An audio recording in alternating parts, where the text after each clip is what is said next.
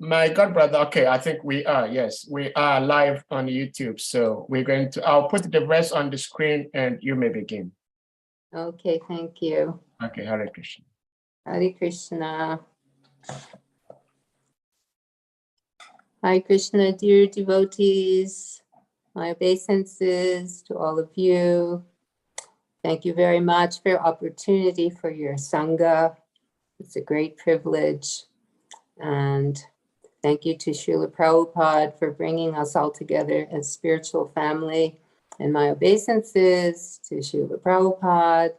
Nama Om Vishnu Padaya Krishna Prasthaya Bhutale Srimate Bhaktivedanta Swamin Iti Namine. Namaste Saraswati Devi Gauravani Pracharine Nirvishesha Shunyavadi Paschatya Deshatarine. So today we are reading from SRIMAD Bhagavatam, Canto 1, Chapter 16, Text 22. Om Namo Bhagavate Vasudevaya. Om Namo Bhagavate Vasudevaya.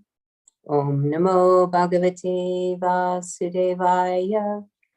So first we will do the word for word and word meanings. Kim, whether, Chatrabandhun, the unworthy administrators. Kalina, by the influence of the age of Kali. Upashristan, bewildered. Rastrani, state affairs. Ba, or Tai, by them. Avarupitani, put into disorder. Itaha, here. Tataha, there. Ba, or. Ashana, accepting foodstuff. Pana, drink. Vasaha, residence. Snana, bath. Yavaya, sexual intercourse.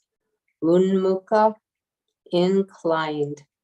Jiva lokam, human society. So now I'll chant the verse. Kim chatra bandhun kalino pasristan rastrani vatayar avaropitani itastato vashana panavasha snana vyavayon mukhajivalokam kim Chatrabandhun kalino pasristan rastrani vatayar avaropitani itastato vashana panavasa snana vyavayona mukhajivalokam kim Chatrabandhun kalino pasristan rastrani vatayar avaropitani itastato vashana panavasha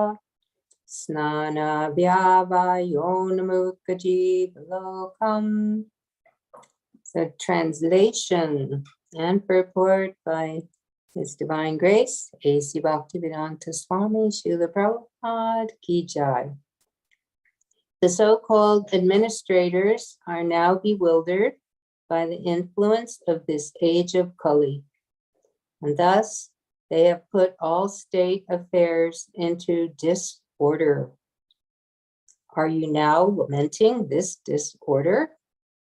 Now the general populace does not follow the rules and regulations for eating, sleeping, drinking, mating, etc. And they are inclined to perform such anywhere and everywhere. Are you unhappy because of this? Srila Prabhupada's purport, Ki Jai. There are some necessities of life on a par with those of the lower animals, and they are eating, sleeping, hearing, and meeting. These bodily demands are for both the human beings and the animals. But the human being has to fulfill such desires, not like animals, but like a human being. A dog can mate with a bitch before the public eyes without hesitation. But if a human being does so, the act will be considered a public nuisance, and the person will be criminally prosecuted. Therefore, for the human being, there are some rules and regulations, even for fulfilling common demands. The human society avoids such rules and regulations when it is bewildered by the influence of the age of Kali. In this age, people are indulging in such necessities of life without following the rules and regulations. And this deterioration of social and moral rules is certainly lamentable because of the harmful effects of such beastly behavior. This age, the fathers and the guardians are not happy with the behavior of their wards. They should know that so many innocent children are victims of bad association awarded by the influence of this age of Kali. We know from SRIMAD Bhagavatam that Ajamil, an innocent son of a Brahmin, was walking down a road and saw a Shudra pair sexually embracing. This attracted the boy, and later on, the boy became a victim of all debaucheries. From a pure Brahmin, he fell down to the position of a wretched urchin, and it was all due to bad association. There was but one victim like Ajamil in those days, but in this age of Kali, the poor innocent students are daily victims of cinemas, which attract men only for sex indulgence. The so-called administrators are all untrained in the affairs of a Kshatriya. The Kshatriyas are meant for administration, as the Brahmanas are meant for knowledge and guidance. The word Chhatrabandhu refers to the so-called administrators or persons promoted to the post of the administrator without proper training by culture and tradition. Nowadays, they are promoted to such exalted posts by the votes of the people who are themselves fallen in the rules and regulations of life. How can such people select a proper man when they are themselves fallen in the standard of life? Therefore, by the influence of the age of Kali, everywhere, politically, socially, or religiously, everything is topsy-turvy. And therefore, for the sane man, it is all regrettable. Om Jnana Timirandasya Jnananjana Shalakaya Chakshurunmilitan Yena Tasmai Shri Gurave Namaha Shri Chaitanya Manobishtam Stapitan Yena Bhutale Swayan Rupa Karamayan Tarati Swaparantikam. Jai Shri Krishna Chaitanya Prabhu Nityananda Shri Advaita Gadadhar Shri Vasiri Gaur Bhaktivinoda Hare Krishna Krishna Krishna Hare Hare, Hare Rama Rama Rama Hare Hare. I would like to humbly beg the blessings of their lordships here, Radha Govinda, and their lordships all over Africa, India, and around the world. And the Sangha of devotees, I beg your blessings to speak something Krishna conscious. So thank you again very much for this opportunity and privilege.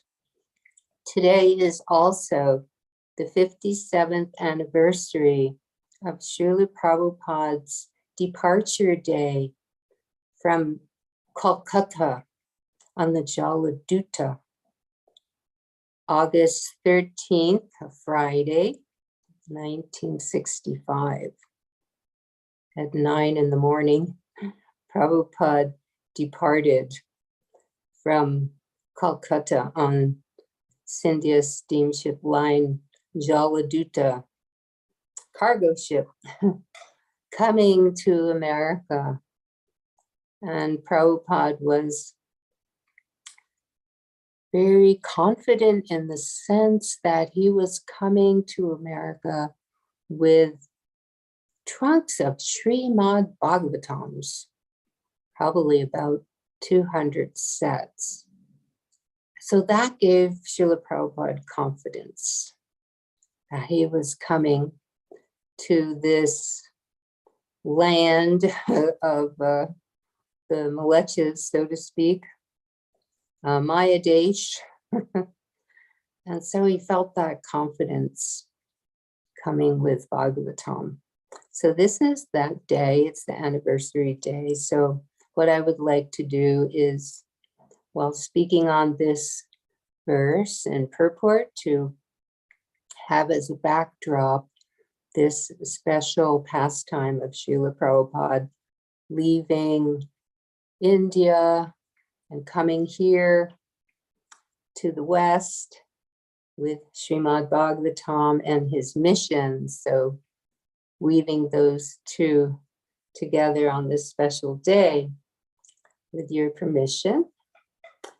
So we see in the purport that the human beings are supposed to be more than animals, but unfortunately, as Srila Prabhupada encountered when he came to the West, the people were acting like Dvipada Pashus, two-legged animals. They weren't acting any different. They were eating, sleeping, mating, and defending. And that was it on the animal level, not with any God consciousness. So you can imagine how Srila Prabhupada, knowing that this is the age of Kali, knowing that he's coming to the West, and having greatly studied and translated and commented on Srimad Bhagavatam, he was certainly aware of the situation, right? But at the same time, he had not arrived on foot, so to speak, in Boston or New York yet. He was traveling on the Jaladuta, and he was taking shelter of Lord Chaitanya, the Chaitanya Charitamrita, on the Jaladuta. And we all know that he experienced his difficulties with 2 heart attacks and the seasickness and everything. This was just after the boat had stopped in Cochin. The Bhagavatams had been sent from Bombay to Cochin on the west coast of India before Jaladuta started her journey up through the Red Sea and the Suez Canal.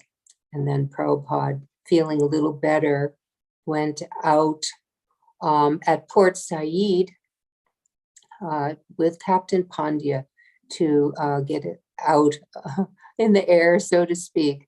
and walk around at the port. So already then, the Bhagavatams were loaded on the ship. And Prabhupada had these heart attacks, and Krishna had come to him on that second day and assured him that he's the captain of the ship. He's rowing this boat, and do not fear. Abhay Charan Day, do not fear. So with this confidence, Prabhupada is coming over on the Jaladuta. And the day that he picked up the Bhagavatams was about a week after the departure from Kolkata. And it was the day after Janmashtami, and it was actually the day of his Vyasa Puja. So a very special day on his journey over.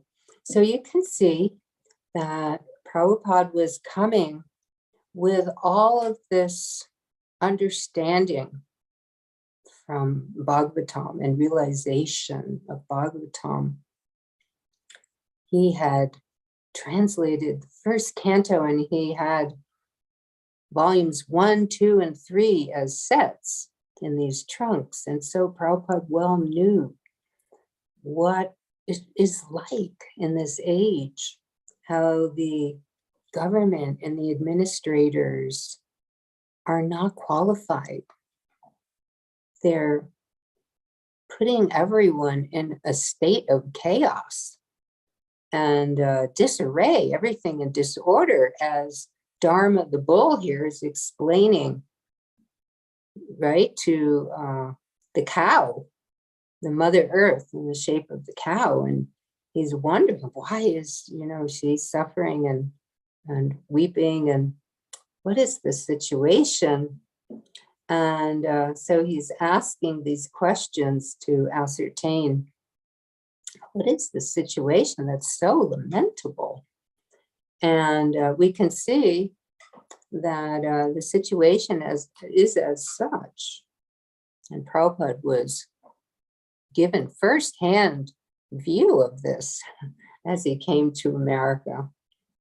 And he also, in his preface to the SRIMAD Bhagavatam, he was expressing his understanding of what's going on, that in this Kali Yuga, the influence of Kali is so heavy that people won't have proper leaders. Leaders won't follow rules and regulations. Therefore, society, the people, they don't know what to do, what not to do. They don't follow. Unfortunately, they follow the wrong thing. They follow the unqualified leaders and their unqualified ways of leading. And so in the preface to the Bhagavatam, Prabhupada is noting this, that there's really a great need in the human society. And everyone's looking like for an ideology and for a common cause, a common basis, like one world government, and like a oneness, a oneness that will help to have peaceful society. And so Prabhupada's explaining that there's this need, and the human being is looking for this common cause. They want the friendship, they want the peace, they want the oneness, they want the prosperity. But what is it? What's the cause? Nobody knows. The leaders don't know. And Prabhupada's saying in this preface that there's a pinprick somewhere in the social body at large, and everybody's quarreling. And it's not important quarrels, it's over very less important issues. So they need help. And so Prabhupada's explaining in this preface that SRIMAD Bhagavatam will fill this need, for it is a cultural presentation for the re-spiritualization of the entire human society. So this is what's needed. Prabhupada's coming over on the Jaladuta. He's going to make this cultural presentation with Srimad Bhagavatam, with Harinam and Prasadam distribution for re-spiritualization for the whole world, the whole universe. And he's saying that we should introduce this Srimad Bhagavatam into all the schools and the colleges. And he says that this is recommended by Prahlad Maharaj. He calls Prahlad Maharaj the great student devotee. And he says that we should do this like Prahlad in order to change the demoniac face of society. So in this purport that we're reading, we're seeing how demoniac the society is due to lack of knowledge, lack of leadership, lack of proper administration. And so Prabhupada's quoting here from Prahlad Maharaj, who understood this demoniac nature. I mean, Prahlad was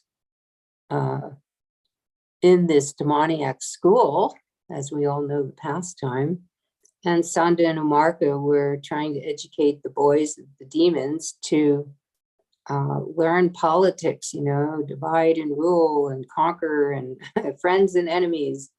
And Prahlad's thinking, what is this enemies? What's that? So everything's so demoniac. And so Prahlad is saying that, you know, we need from the early age to be educated in the proper God-conscious way of life. This is what we need. And so Prabhupada's coming over on the Jaladuta with this mission, with the Srimad Bhagavatams, in order to enter into the society, into the schools, the universities, into administration. Prabhupada had been doing that in India. It wasn't very difficult in India to go to great leaders and big people, you know, prime ministers. It wasn't that difficult because he said there still were some vestiges, you know, of the Vedic culture where they would respect the sannyasis. So they would meet with him because he was sannyasi and he was a sadhu. So this was possible in India. But what about in the West, where there's just like, as Prabhupada's putting it here, disparity in human society is due to a lack of principles in a godless civilization. Totally godless, it seems, in the West. And so how to introduce this? And we know that when Prabhupada was on the Jaladuta, he was thinking, he was contemplating all of this. He was writing about it. He was expressing his heart to the Lord. He was expressing his prayers. You know, he first wrote prayers to the lotus feet of Krishna. And he was saying that Srimad Bhakti Siddhanta Saraswati Thakur, who is very dear to Lord Gauranga, the son of Mother Shachi, is unparalleled in his service to the Supreme Lord Shri Krishna.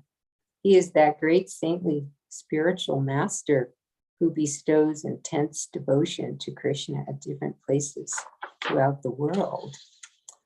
So here, Prabhupada in these prayers, he's taking shelter of his Guru Maharaj, taking shelter of Sri Chaitanya Mahaprabhu, and he's making these prayers so that he can serve his Guru Maharaj on this very exalted mission that he's going on.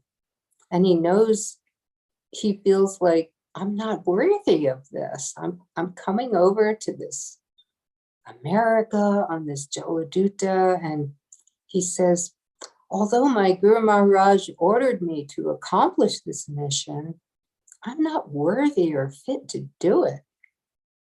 I am very fallen and insignificant.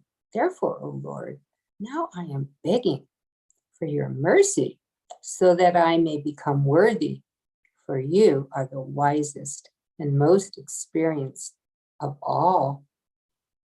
If you bestow your power by serving the spiritual master, one attains the absolute truth. One's life becomes successful. If that service is obtained, then one becomes happy and gets your association due to good fortune.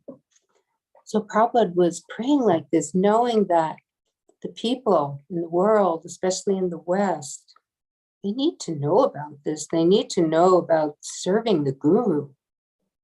They need to know that their position is insignificant in a good sense, because they're subordinate to Guru and Krishna, and their life can become successful by following their instructions and carrying out their order and their mission, and then we can become happy. So Prabhupada's thinking, yes, this is the mission of my Guru Maharaj. The people of America and the people of the world, they need to know of this so they can be happy. They're in this lamentable situation. Their leaders are influenced by Kali, and the leaders are selfish, and the people are miserable because of it. So then he's praying, my dear Lord, O Supreme Personality of Godhead, because of my association with material desires, he's quoting from Prahlad Maharaj in SRIMAD Bhagavatam. Because of my association with material desires, one after another, I was gradually falling into a blind well full of snakes, following the general populace. But your servant, Narada Muni, kindly accepted me as his disciple and instructed me how to achieve this transcendental position. Therefore, my first duty is to serve him. How could I leave his service? So Prabhupada's meditating on this service to his Guru Maharaj, to the world, to Sri Chaitanya Mahaprabhu's mission. And he's thinking in a humble way, like Prahlad, you know, I've just fallen and I'm like full of desires, and just like the general populace, you know, they're fallen, they're in a blind well, they're blind, their leaders are blind and they become blind and they're all fallen. But then there's these servants of the Lord like Narada Muni and Srila Prabhupada, who are coming to help us, to serve their Guru Maharaj, and they're fixed at the lotus feet of their spiritual master. So Prabhupada's feeling great loyal affiliation in this wonderful prayer at the lotus feet of the Lord. And then Prabhupada, when he arrives in the Boston Harbor, this is September 18th, he writes Markine Bhagavat Dharma. So you can see from these prayers and these writings, what was Prabhupada's consciousness as he was preparing to take this journey, and as he took this journey, and as he's on the journey, and as he's praying, and as he's with Krishna, you know, on this journey, Krishna rowing the boat. And he's thinking, how is it, you know, my dear Lord Krishna, you are so kind upon this useless soul, but I do not know why you have brought me here. Now you can do whatever you like with me. So here he is in this drab Boston Harbor, and everything is so covered by passion and ignorance, as we're reading about in this purport here. the whole scheme of things under demoniac leaders, influence of passion and ignorance. And this is what Prabhupada is experiencing. But I guess you have some business here. Otherwise, why would you bring me to this terrible place? Most of the population here is covered by the material modes of ignorance and passion, absorbed in material life. They think themselves very happy and satisfied, and therefore they have no taste for the transcendental message of Vasudeva. I do not know how they will be able to understand it. So here's Prabhupada. He's come on the Jaladuta. He's confidently armed with SRIMAD Bhagavatams to distribute and be given to the world and the message of the Bhagavatam.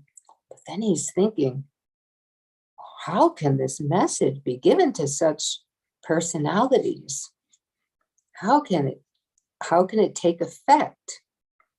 Just like in this purport today, Prabhupada's referring to a Jamil. So even somebody who was Brahminically trained has become influenced by the passion and the ignorance. And he's fallen so low. And so Prabhupada's thinking, how are people like this? And they're all kind of like a Jamil. I mean, in days of yore, there was one Ajamil, but now they're all practically like that. They're all in this fallen state. And I have this transcendental message given by you, my Lord. And how is this going to happen? And Prabhupada continues, but I know your causeless mercy can make everything possible because you are the most expert mystic. How will they understand the mellows of devotional service? Oh, Lord, I am simply praying for your mercy so that I will be able to convince them about your message. All living entities have come under the control of the illusory energy and by your will. And therefore, if you like, by your will, they can be released from the clutches of illusion. So Prabhupada's seeing here, it's really your will, Krishna. And I'm here as like the instrument, and people are in this state, they're like a Jamil. It's just everywhere you turn, you know, there's passion and ignorance. And the young students, they're being bombarded by it, you know, in the cinemas and everywhere, in the media. Everything is aimed at passion and ignorance and illusion. So Prabhupada's feeling great compassion for the souls as he's arrived. I wish that you may deliver them. Therefore, if you so desire their deliverance, then only will they be able to understand your message. The words of SRIMAD Bhagavatam are your incarnation. And if a sober person repeatedly receives it with submissive and oral reception, then he will be able to understand your message. So then Prabhupada, in this beautiful prayer, Markine Bhagavat Dharma, he quotes from Srimad Bhagavatam, first canto, several verses, about 5, and he quotes them to show that Krishna, he is Paramatma, super soul. He's in everyone's heart. He's the one who can cleanse the heart.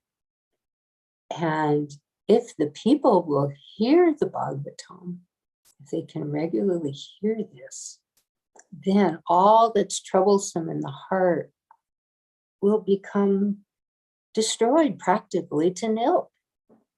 And then they can develop devotional service. They can become freed from the passion and the ignorance. Just like Ajamil, he became freed. Gradually, he's chanting the sun's name, Narayana, Narayana, Narayana. And then he, at his so-called last moment when he's being dragged out of the body by the Yamadutas, Narayana, he chants, and Vishnu Dutas come. So just like that, he's somehow taken shelter of that holy name, Narayana. And in that way, Vishnu Dutas, the Lord's representatives, come and give him that mercy. Give mercy to the Yamadutas too, explaining the power of the holy names. So similarly, this is Prabhupada's mission. He's coming to the West with Bhagavatam and with the holy names. So he's coming to help people, to free the people from these hard knots in their heart that has come about by the passion and ignorance. So then Prabhupada continues. He will be liberated from the influence of the modes of ignorance and passion, and thus all inauspicious things accumulated in the core of the heart will disappear. How will I make them understand this message of Krishna consciousness? I am very unfortunate, unqualified, and the most fallen. Therefore, I am seeking your benediction so that I can convince them, for I am powerless to do so on my own. Somehow or other, O Lord, you have brought me here to speak about you. Now, my Lord, it is up to you to make me a success or a failure as you like. O spiritual master of all the worlds, I can simply repeat your message. So if you like, you can make my power of speaking suitable for their understanding. This is so wonderful for us, this prayer. It's a prayer of all the devotees, of all the Sankertan warriors, everybody in ISKCON are Sankertan warriors. And they know that by Lord Chaitanya's grace, by Prabhupada's grace, by Guru Garanga, by spiritual master's grace, that our words can have effect. We can be instruments. We're just the puppets, the instruments of our Guru Varga, of the Parampara. And so we're taking shelter and we're going out and trying to distribute this knowledge to the world in our cities, our towns, our families, our communities, our country. And we're simply repeating the message that Prabhupada brought over on Jaladuta, the message of the timeless message of SRIMAD Bhagavatam. And we're learning from Prabhupada's mood on the Jaladuta, how to pray in this mission. He's saying, if you like, you can make my power of speaking suitable for the understanding of the people. How are these people so covered over in passion and ignorance going to understand? But if your will is such that you can make me be your instrument, if I take shelter, humbly take shelter of you, then I can try, I can pray, I can take shelter. I can see that I'm insignificant, but I know I can try. And Prabhupada showed us how to try, how to have the mood. Right when he came on the Jaladuta, he's showing us. And Prabhupada continues, only by your causeless mercy will my words become pure. I am sure that when this transcendental message penetrates their hearts, they will certainly feel gladdened and thus become liberated from all unhappy conditions of life. Oh Lord, I am just like a puppet in your hands. So if you have brought me here to dance, then make me dance. Make me dance. Oh Lord, make me dance as you like. I have no devotion, nor do I have any knowledge, but I have strong faith in the holy name of Krishna. I have been designated as Bhakti Vedanta. And now, if you like, you can fulfill the real purport of Bhakti Vedanta. Signed, the most unfortunate, insignificant beggar, A.C. Bhaktivedanta Swami, on board the ship Jaladuta, Commonwealth Pier, Boston, Massachusetts, USA, dated 18th of September, 1965. This is our anniversary, 57th anniversary. Prabhupada leaving Calcutta, and within a month's time, the anniversary of arriving in Boston and in New York in about a month's time. So what an amazing thing that Prabhupada came with a few trunks of SRIMAD Bhagavatam 57 years ago, and began to put those books on consignment in bookstores in New York and give to devotees, to prospective disciples and devotees who were joining at 26 2nd Avenue. And then 57 years later, in a month's time, a little before the anniversary, or approximately around the time of the anniversary of the arrival of Prabhupada in the Boston Harbor in New York, there is the Bhadra Purnima Marathon this year on September 10th, where the world goal is 43,000 sets of SRIMAD Bhagavatam to be distributed to the world. This is amazing. Prabhupada comes with some few hundred sets. And then 57 years later, his insignificant puppets, instruments, are praying in this mood. Please let us be your puppets, and try to distribute at least 43,000 sets around the world. It seems impossible? No. We know about that, right? Impossible is a word in a fool's dictionary. So we saw that every year, Bhadra Purnima, more and more and more. So now we can imbibe this mood, Prabhupada's mood, leaving India with the confidence of the SRIMAD Bhagavatam, and not really knowing completely exactly how this is all going to unfold, but just praying to be that puppet.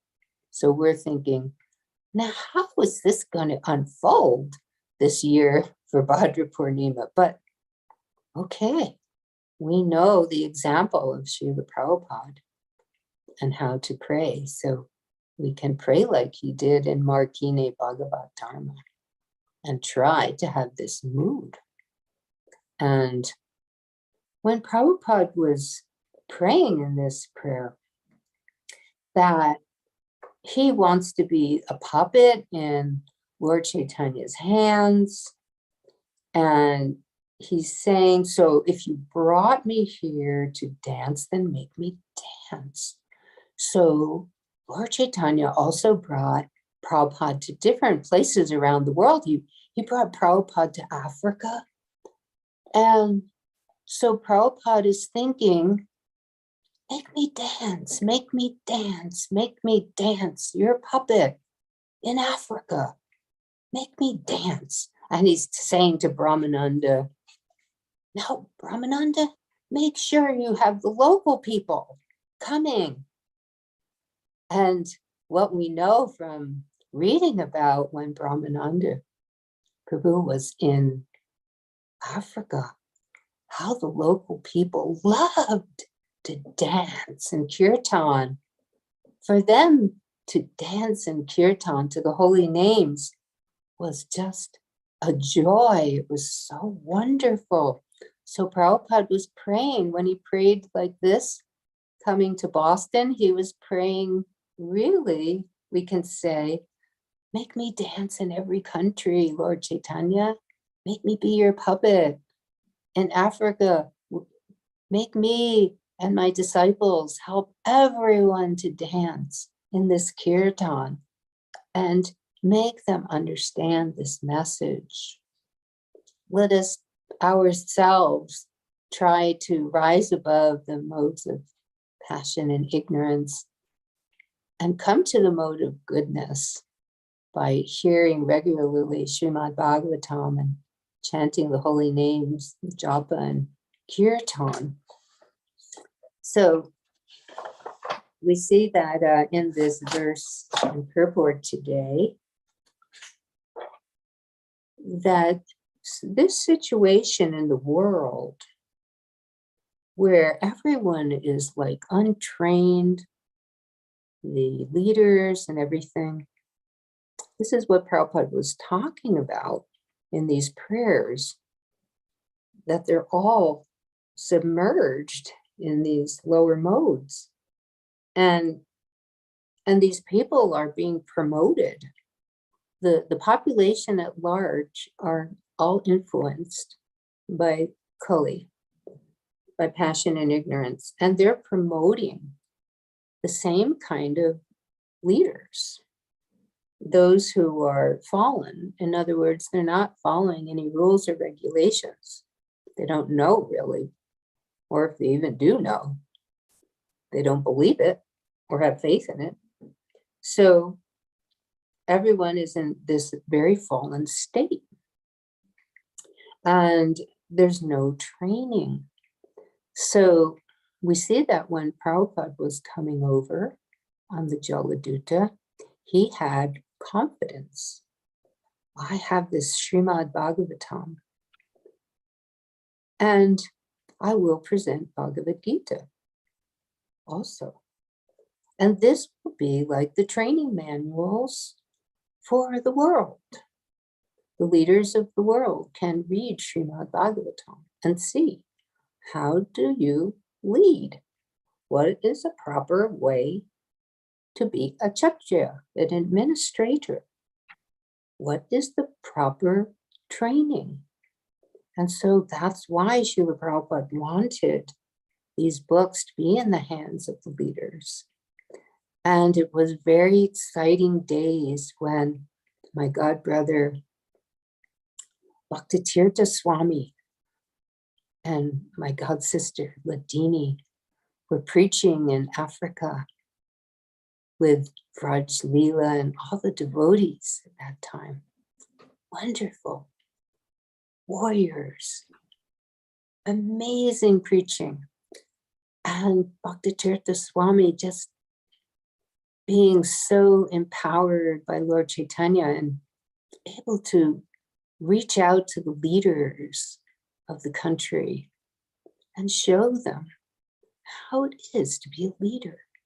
He was able to present leadership to them so that they could appreciate God-conscious leadership, leadership with responsibility, and leadership where the people will be happy and cared for, and violence will be quelled.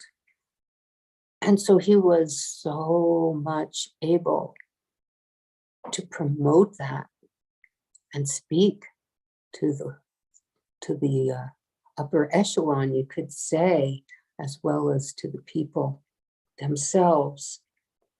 And with Nelson Mandela, and so many others. It was very exciting here in America when we would hear the news.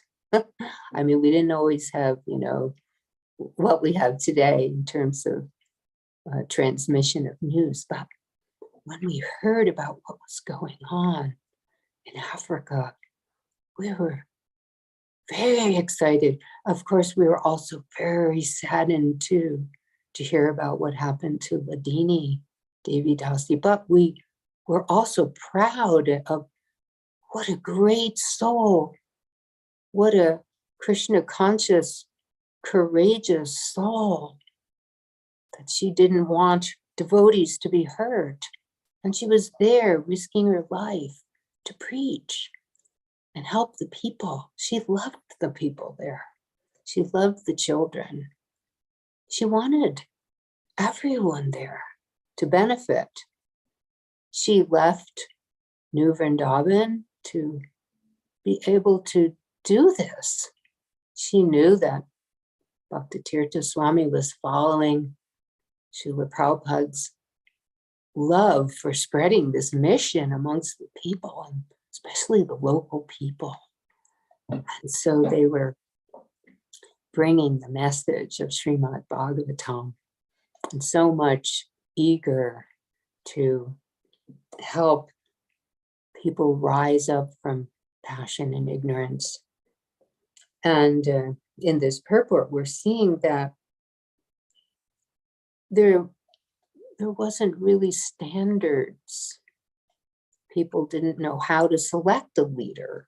Nobody knew anything about standards, really, except in Vedic times, or those who were aware of Krishna conscious leadership and rules and regulations. But for the most part, the world was in darkness about all of this. And very sad to see the situation of the students. So when the devotees were in Africa, they were seeing, oh, they're such lovely young students, young people, all ages, of course, but these wonderful young people who were anxious to hear and learn about standards, and who could grow up to be leaders that would be God conscious. I mean, this was very, very exciting for the devotees at that time. And certainly at this time also, there's a great history in Africa. And I would love to know more and more about it. And hopefully devotees will write more and more about the history of Krishna consciousness in Africa, so that all the world can see and glorify what's going on, what was going on, and just what will go on in Africa, and of course around the world. So this is why Prabhupada was writing these kind of purports, explaining that people are indulging in life without rules and regulations. And therefore, we need to open up our hearts to these people, to help them open up their hearts to hear this, so that they will say, yes, what is it that we need to do? Please tell us. That they'll be enthusiastic, and they'll be enthusiastic because they see that we are enthusiastic, that you all there, all the different African countries and in India and everywhere, are very, very enthusiastic to share with them, and that you really care for them, that they feel that. They feel that about you. It was that way with Srila Prabhupada. Everyone could feel that he cared, that he had love. And they felt that about Bhaktitirtha Swami. They felt that about Ladini and Rajalila, and all the devotees that came at that time, and those who came thereafter. So many, Giriraj Swami, so many who participated in this wonderful, wonderful mission in a wonderful, wonderful country, a beautiful, beautiful country. I've never been to Africa, but I have seen that it has some of the most beautiful land on the planet and has so much potential, and that many people have a feeling for village life and simple living and high thinking. I remember how Bhaktitirtha Swami, when he came to visit us here in Denver one year, he was saying, we were talking about community. We had a wonderful seminar about community, and he was saying that we need to have people engage in village craft and village trades, and we need to be self-sufficient. And he said, and I want to do this. I'm doing more or less example of this in Africa, because the people, they have that mood, you know, in the villages, and to like in the villages in India, to have their crafts and their trades, and to learn these crafts and trades so that they are self-sufficient, so that they can have a very peaceful life with Krishna in the center, where they can live honestly with a good profession, a good occupation, a good trade that is uplifting and helpful to all the people. So he was very enthused about it. We were all excited when we heard about it. And so we thought, this is what we need to do all over the world. And we need to follow the example of Africa, and they're going to show us, you know, how to do this. And in India as well, you don't see so much village life anymore in America, but we can still show examples in America and Europe with increasing farm communities and things like that. So in this purport today, we can take heed that there is a great pinprick in the human society, like Prabhupada told us in the preface of the Bhagavatam.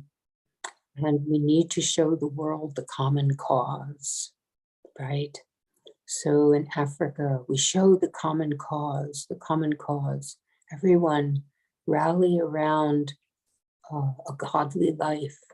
Understand who's the center of the origin, Prabhupada said, of everything, you know, Krishna, and show the world and how we can be puppets in the hands of Lord Chaitanya and in the hands of our Guru Varga, and be able to enthuse each other and enthuse the world in taking up a godly life where they are happy and peaceful, and they want leaders to follow rules and regulations. They want leaders to be God conscious. They don't want atheism. They don't want that. They want leaders that are themselves honest and able to have care for the people. They want leaders that can become free from selfishness.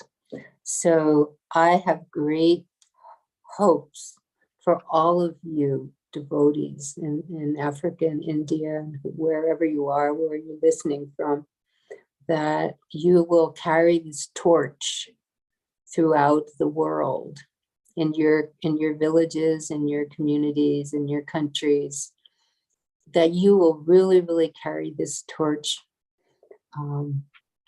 because some of us, we have only few years left in these bodies, and we're just very much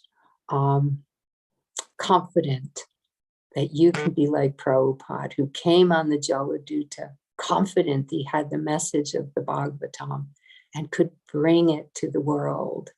And so we're confident that you devotees will be able to do this and will be the leaders of the world. People more and more will recognize you. They will want to follow you. They will see your shining example. They will love you, and they will really, really want to be like you. So thank you so much for your giving me this opportunity to share some of this. I've been admiring all of you for decades, what you're doing there. I don't know that I could be like you in such a world. I don't think so, but anyway, just so much at your feet, offering obeisances and asking your blessings that we can all be just so much pleasing to Srila Prabhupada, our gurus and our leaders and the people at large. So thank you very much. Hare Krishna. Hare Krishna. Thank you so much, Mother Nidra Devi. It is an honor that we've had your association today. We're going to open the lines for devotees to ask questions, or maybe if they have some comments to make. But before we do that, I personally understand that you are a direct disciple of Srila Prabhupada.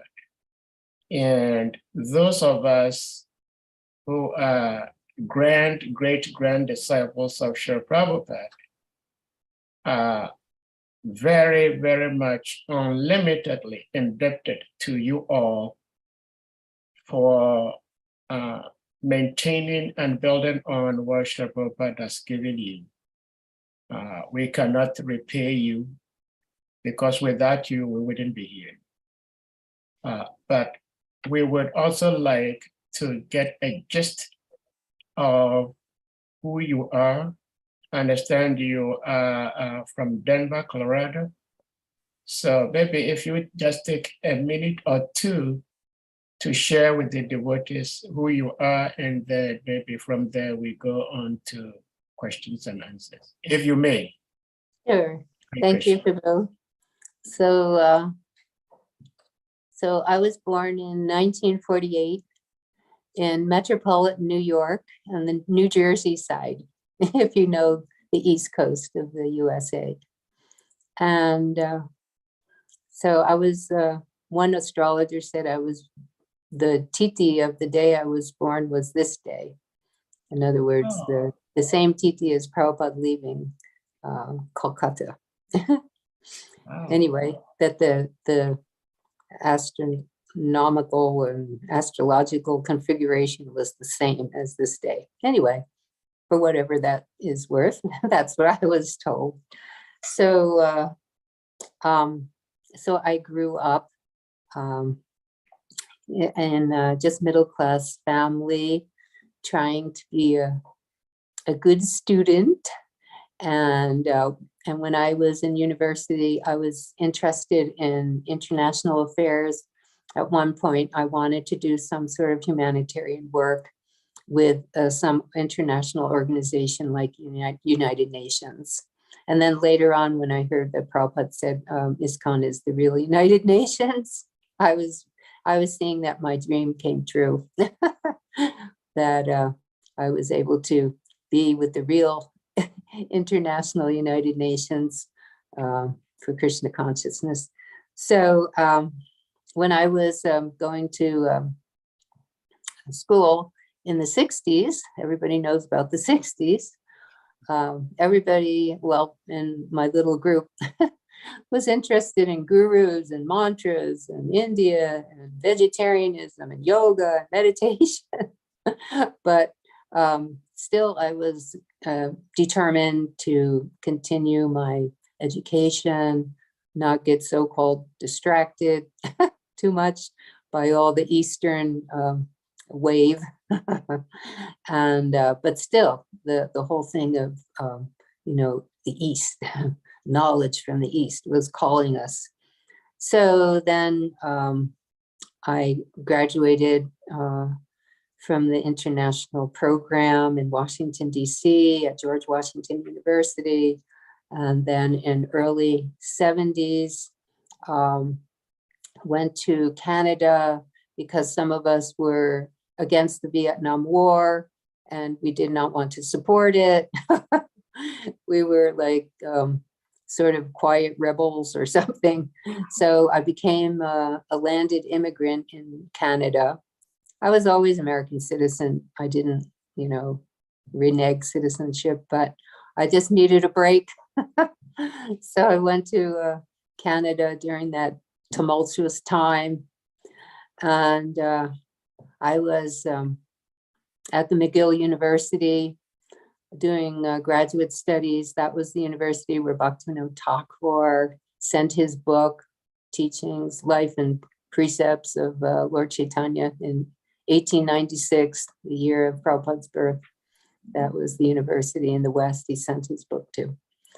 The devotees got a hold of that book from the library there. So when I was a student there, I was coming in contact, this is the early 70s, coming in contact with the Bhagavad-Gita as it is, seeing the devotees. Actually, we know that George Harrison's album was out in the early 70s. Everybody knew, his songs, and My Sweet Lord with the Hare Krishna mantra. So I used to walk around the campus chanting very loudly, Hare Krishna. And because George Harrison, I take him like a god brother, he really enthused me, chant the holy names. So of course in Prabhupada's books too, because you read in his purports, especially in the Gita, and you read the holy names and so many purports, and it was just so wonderful. And but I was more or less, again, determined to finish my schooling, at that time I was working towards teaching career. So therefore I was a person on the outside practicing to some degree Krishna consciousness in the early 70s. And then I got a job as a teacher in Quebec, which is French Canada. And so I was teaching for about a year and a half in a place about 500 miles from Montreal, Canada. And I was trying to teach students, to young students in an elementary age, how to get in touch with their essence. In other words, the soul. And in public schools like that, you cannot teach God consciousness. So, but I used to have a picture of Krishna Arjuna on the chariot with their conch shells at the front of this classroom, because I wanted Krishna and Arjuna to be there with all of us. And then I would chant Hare Krishna in my mind during the class. And but then I thought to myself, this is really not exactly what I want to do. I want to teach openly. So I went to the principal and told him that I am going to quit my job. But actually the real motivation to quit my job came when I was awakened one night in the early morning hours. And it was Srila Prabhupada. I had never physically met Prabhupada, but he was talking to me and he was telling me, you have to quit your job and you have to surrender now. And I thought, wow, this is amazing. I have to quit this job. I worked for so many years in school, but I do want to do it. I do want to quit. I do want to be with you, Prabhupada. And so to the aggravation of the principal, he was so aggravated that I was going to quit my job. He told me to call the superintendent of schools and try to explain my situation. He thought the superintendent of schools would chastise me, but I called him up, and they were all like, French Canadians are usually Catholic, very kind of pious. And so I explained to the superintendent, I said, you know what it is to have a calling, because you know in the Catholic Church that nuns and priests, they usually have a calling to go serve God. And I said, I have a calling to go. And the superintendent said, oh, I think that's wonderful. And so he said, I agree. And then after I hung up, the principal said, so what did he say? And he was thinking he chastised me. And I said, he thinks it's wonderful. I have a calling. I'm going to serve God. And the principal was like so disturbed.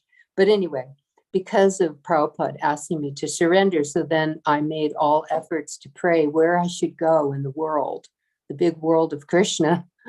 And after a lot of praying, I got different signs that I should go all the way from Quebec, Canada to Denver, Colorado, by different indications from the Lord. And so then it wasn't until 1976 that I came to Denver, even though I had been practicing and, since the early 70s. But I was like a closet devotee, you could say, So that's kind of a quick summary. And I joined here, and then as soon as I joined, the first week, everybody goes out on book distribution. So then when I went out, I said, I have to do this. I have to do this. And I begged the temple president, please let me do this every day. Let me do it all day. And finally, that's what he let me do. And so now I do a little something every day. I'm in my later 70s now. I was in my 20s then. So I do what I can. And I just love to see the younger devotees taking up the mission. And I'm so happy for that. So thank you. Thank you so much, Madam Nidra. Thank you for sharing this very sweet, intimate pastimes with us. And Salika Prabhu, you have something to say, please unmute. Hare Krishna. Hare Krishna. Thank you very much, Mother Nindra. Thank you. I'm so blessed hearing from you. Actually, you consciously or unconsciously answered one of the questions I wanted to ask, because I'm always contemplating how was it like with Srila Prabhupada. We were not fortunate to directly have his association. And then when you read Srila Prabhupada's book, it's just like someone outside of this world, because you can comprehend his activities with your just small mind. So whenever I had an opportunity to meet any of direct Srila Prabhupada's disciples, I always like to hear that aspect of how was it like with Srila Prabhupada. And the little you shared, I think, was wonderful. I appreciate that. Thank you. But then the other question is related to that, but it's a little bit different in that I've always see that uniqueness in all of direct disciples of Srila Prabhupada. Their compassion is completely different from what you can explain with an ordinary mind. Every of direct Srila Prabhupada's disciples I've met, they're always extremely very compassionate.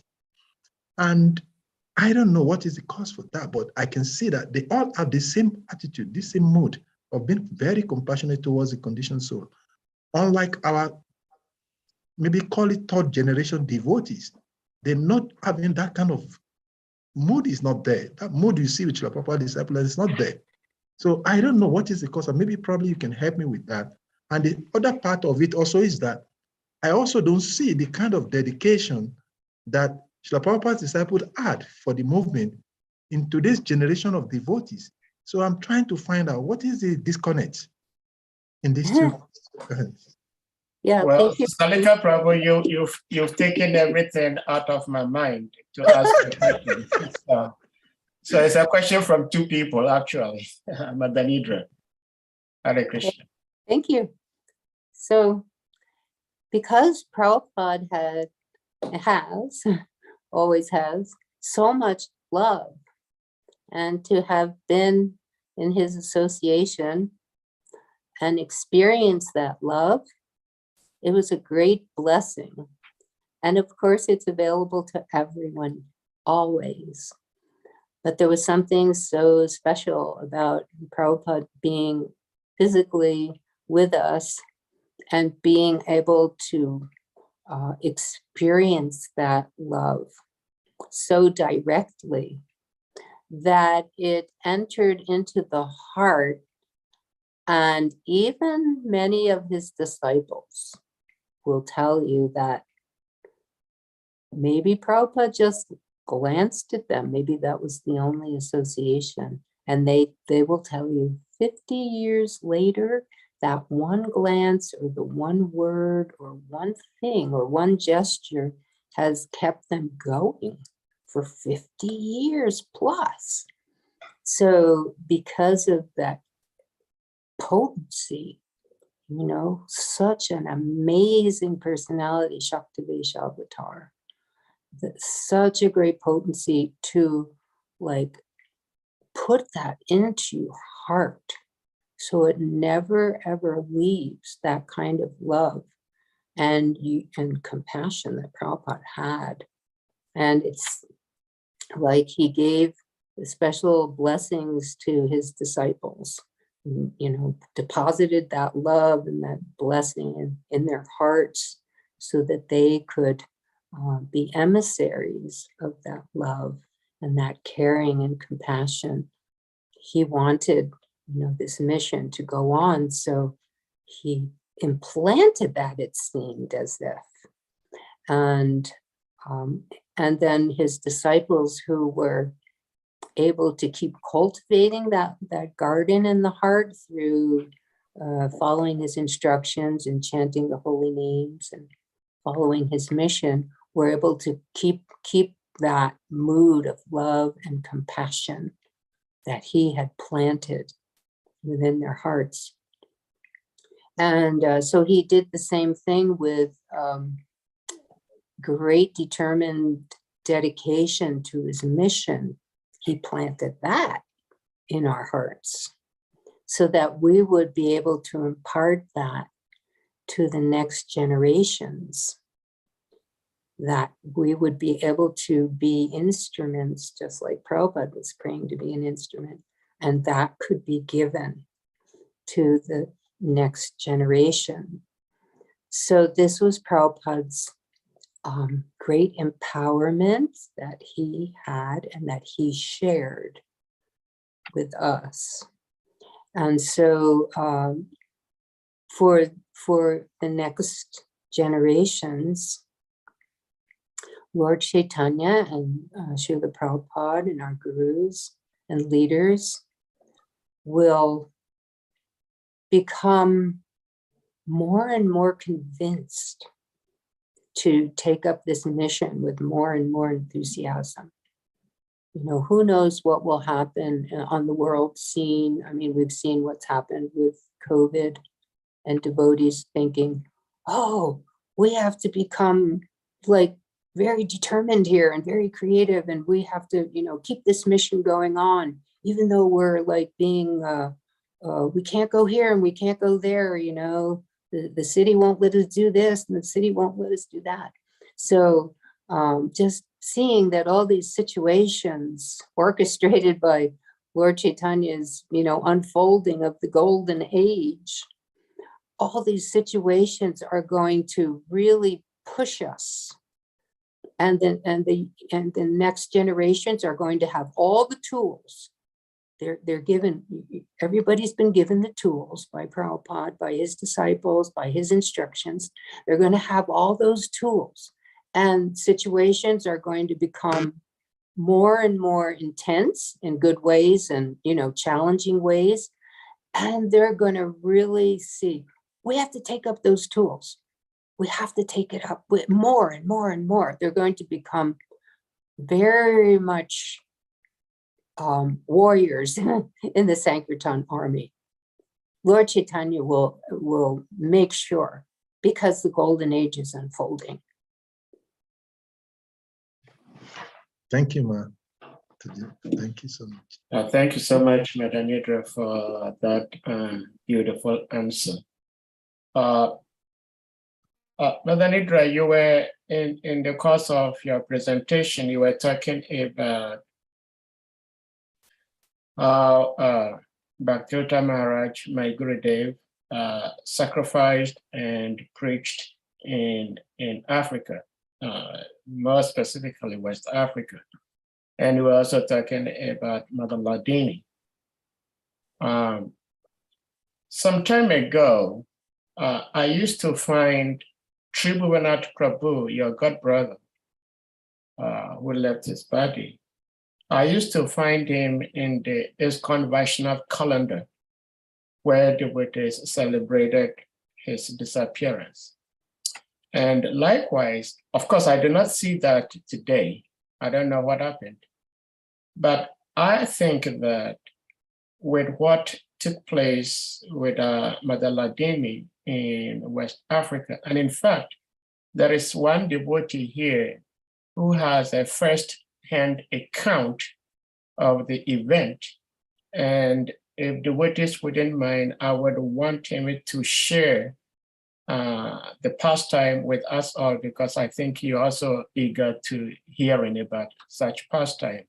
But I think that Mother Ladini is a martyr in ISKCON history, and I think she should be honored as such, but I do not see that. I am nobody. I cannot speak to the GBC. I cannot speak to the authorities, but I think if you agree with me, that is something you may suggest with them, that she should be honored. It's like she's kind of a forgotten martyr, but she shouldn't be forgotten.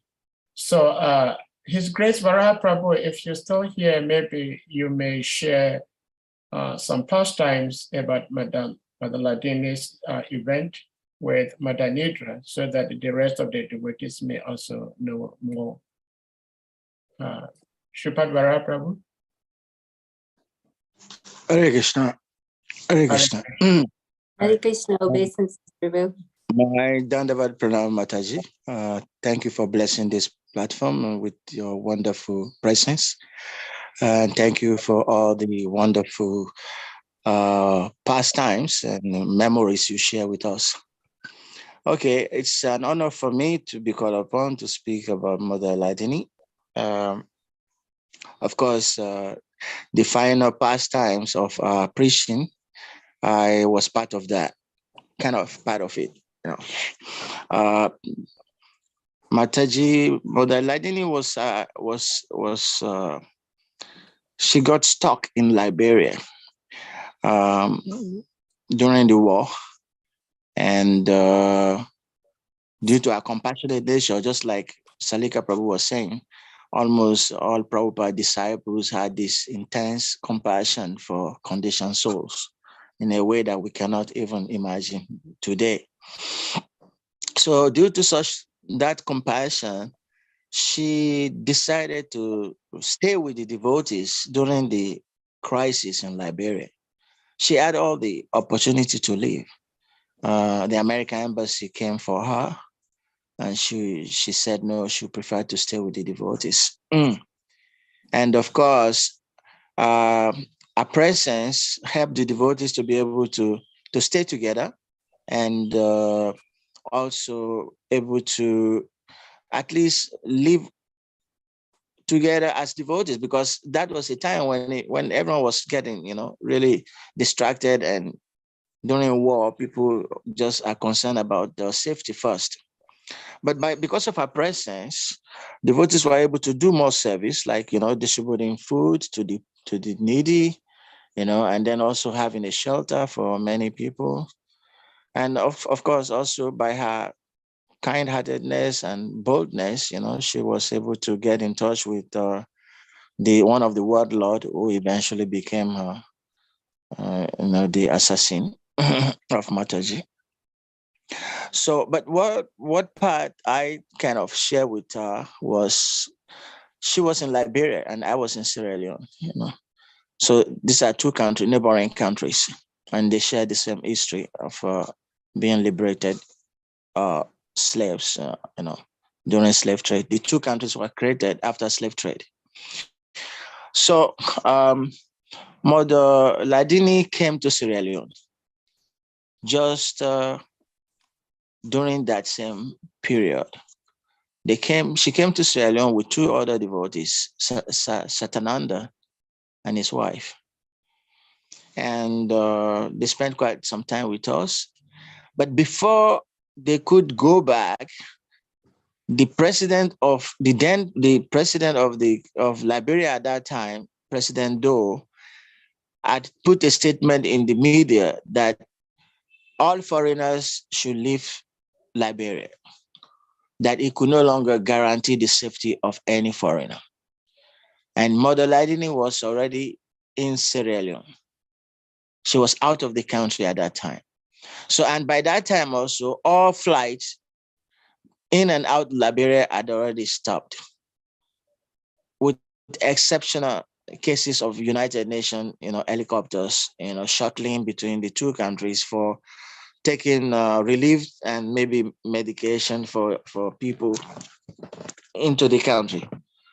So Mother Ladini tried to go back with a return flight, but 3 times she missed the flight. 3 times we went to the airport, and for the 3 times they were saying no flight, all flights to Liberia canceled. So I was just thinking, Mata, this is a sign that you shouldn't go back. But she was really bent on going back. So the 2 other devotees, Satananda and his wife, they went by road to return. And we kept trying. We said, no, Mother Mataji could not go by road. That would be too strenuous and dangerous. So she kept trying to go by here. And then finally, we heard that there was a UN shopper that was about to leave. And then we made an attempt. And because she was an American, of course, she was given the priority on the flight. But of course, with the warning that it was not a safe place to go, but she said she had to go back. She had reasons to go back. So that was how Mataji returned to Liberia. And a few months after this unfortunate incident happened, when she and about 7 other devotees were massacred. So like Sahadev Prabhu was saying, devotees like Mother Ladini are very, very rare. And the kind of impact they made on their preaching field cannot be forgotten. I mean, it's very rare to even find people sacrificing their life in those kind of environments today. So it's true that actually ISKCON should not forget this kind of people. They should be honored. But to me, the greatest honor that we can give to Mother Ladini is to be able to continue the preaching in Liberia now that there is peace. And then the people in that country themselves will honor Mother Ladini one day in the future. But if we abandon these areas and we don't go back there to preach, that will be the greatest calamity, because she would not be honored in that way. It's like, it's a forgotten story. But if we are able to revive, continue preaching in Liberia and Sierra Leone, that will be a great honor to all the devotees, not only Mother Ladini, but all the devotees that sacrificed their life during that war. So this is the little I can contribute. And thank you, Sahadev Prabhu, for giving me this opportunity to say something about Mother Ladini. Hare Krishna. Thank you so much, Prabhu. That was such a moving pastime. I very much appreciate that. And I'm certain that as time goes on, when more devotees are aware of the history of ISKCON in Africa and the preaching there, that she will be glorified in all of time, in all of, like Prabhupada said, history will note, that this movement saved the world, and she will be part of that history for sure. There's no doubt about it, because Lord Chaitanya loves to glorify his devotees, and that will happen for sure. I have no doubt about that. And so devotees that know the stories can give those stories, pastimes, to the world, and the world of devotees and other people will glorify her, as they do with all great saints throughout time.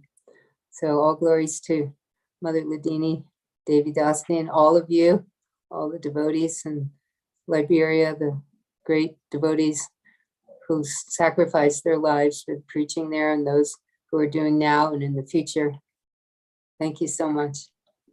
Hare Krishna. Thank you so much, Mother Nidra. So, dear devotees, if anyone has a question for our dear aunt, please do so. Hare Krishna.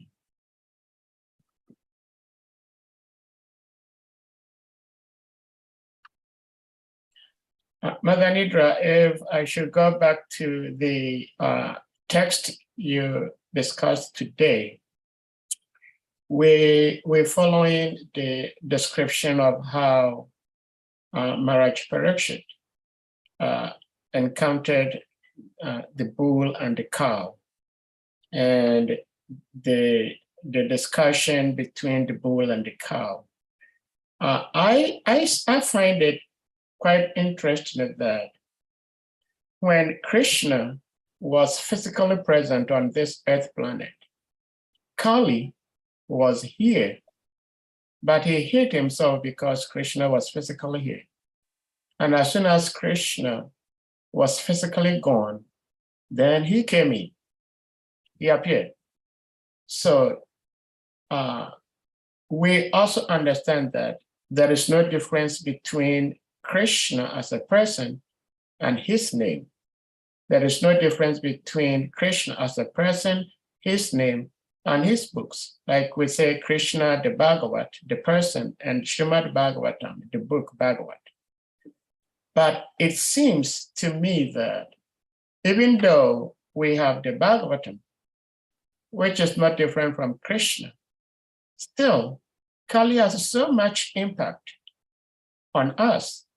Those of us who are trying to study the Bhagavatam, try to live the Bhagavatam, even though we're doing all these things, but Kali is still quite strong amongst where the devotees live.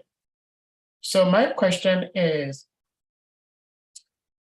there, yes, a difference, but at the same time, not a difference between Krishna's physical presence and then the book Bhagavatam? Just like I do not think personally, I do not think that ISKCON will ever come to a situation where ISKCON will be like when you, the direct disciples, were with Srila Prabhupada. That period, I don't think will ever happen in ISKCON again. That dedication, devotion will never be there, but it's there for us to try to get to that level. So just as Srila Prabhupada was here, everything was kind of smooth, and he is no more here physically. We're all trying, but it's not the same. So I just want you to shed a little bit more light as to the physical presence of Krishna and the Guru, and not being here physically present. Hare Krishna. Hare Krishna. It's so interesting how Prabhupada taught us that of the Vani and the Vapu, the most important thing is the Vani, the instructions, the words, and that his Vani will be the law books for the next 10,000 years. And there'll be this golden age, which means there's going to be an incredible era of Krishna consciousness, where souls will be drawn to this earth planet. Very evolved Krishna conscious souls will be coming and joining our movement, and we will be experiencing the golden years of the fruits, you could say, of Krishna consciousness on this earth. And so, you know, simultaneously one and different, the Vani and the Vapu. But because Prabhupada emphasized so much that the Vani is more important, that we see that in this time and in the future, that dedication to this Vani, ourselves, by studying it and imbibing it, and by distributing it, that it will evolve, it will unfold into this golden age. So we have to have great faith in that, even though, you know, Prabhupada's not physically present, he will be present in very amazing ways in this future golden age, ways that perhaps we can't even imagine right now. And so we should just have that faith. Prabhupada taught us, Vani is more important than Vapu. So we will have that faith in his Vani, and we will be able to do even more than his disciples. It's just like Prabhupada would say, so by this era of distributing books, you know, it seems externally like we're doing more than Lord Nityananda. You know, we're distributing more than Lord Nityananda, but what it is, it's Lord Chaitanya's plan. And so the plan will unfold, and Prabhupada's Vani will inspire this amazing period where, yes, we will see even, I think, even greater determination, greater compassion, and greater enthusiasm. I really feel like that. Hare Krishna, thank you so much. Unfortunately, I do not feel like that at the moment, but I'm very hopeful of that. So I'll take it from you today that I also try to feel it that way, that somehow Srila Prabhupada and the Parampara Krishna, excuse me, will empower the next generation to do as much and probably even more than what Srila Prabhupada and the disciples did. That would be very awesome. But I'm just keeping my fingers crossed based on what I'm saying today. And I think in about 500, maybe 1,000 years to come, when people read the Bhagavatam and read especially what you just read today, they will come to know that, oh, some years ago, it was illegal, it was criminal to engage in mating in public, because as we speak, it's quite common in so many places where men, human beings, not like dogs, like Srila Prabhupada said in the paper, they engage in this illicit affair in public. So what to speak of 100, 200 years to come? But like you were saying, when the devotees reach out and give the teachings as Srila Prabhupada has given, that is the hope that we might be able to change the flow of this Kali. So we'll see. Yes, hope against hope. Yes. Yes, yeah, because Lord Chaitanya wants it, then amazing things are going to unfold. Yeah. So what is anyone with any question or comment before we let our dear aunt go? Mother, like what I suggested, Mother Ladini's status, I think it's very important. And if there is any way you can reach out to the authorities to try to at least do something to honor her. I mean, some of us will really appreciate it. Thank you. Yes, we can speak to some of the devotees who knew her from New Vrindavan and some of the leaders there, and those who have the influence. So, but I know that it will happen eventually. Okay. Thank you so much. Thank you very much, Prabhu. Thank And may you have wonderful festivities, Janmashtami, Vyasa Puja, Radhastami. Have a wonderful, wonderful festivities for the end of the summer. Hare Krishna. Hare So, Krishna. dear devotees, Salika, you have something to say before we close? Any devotee has something to say before we close?